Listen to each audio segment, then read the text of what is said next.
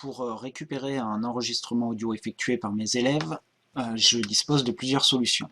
La première, c'est de leur demander de s'enregistrer directement sur leur téléphone et en fonction de la taille, ou de m'envoyer directement l'enregistrement par mail, ou alors de brancher leur téléphone sur l'ordinateur et comme un disque dur en fait, d'aller chercher directement leur fichier et de le déposer dans un dossier partagé de l'ENT.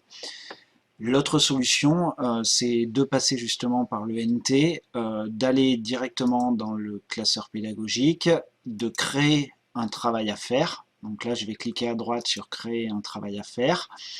Je vais pouvoir ici indiquer le contenu de mon travail, ce que je leur demande de faire.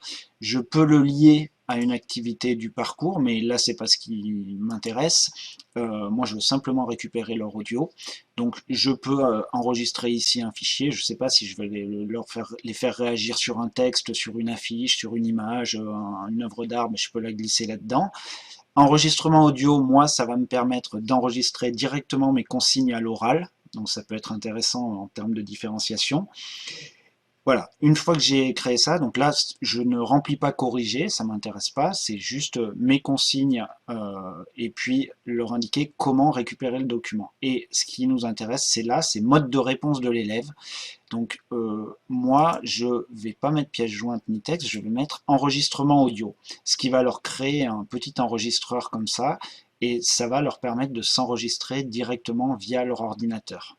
Une fois que j'ai coché tout ça, je fais ajouter un destinataire, et ici, je vais pouvoir choisir sur quelle séance de cours je veux déposer ce travail. Donc par exemple, voilà, j'ai sélectionné celle-là, je clique sur valider et mon travail va apparaître comme un travail à faire sur cette séance-là pour les élèves quand ils vont se connecter à l'ENT via le cahier de texte de l'ENT.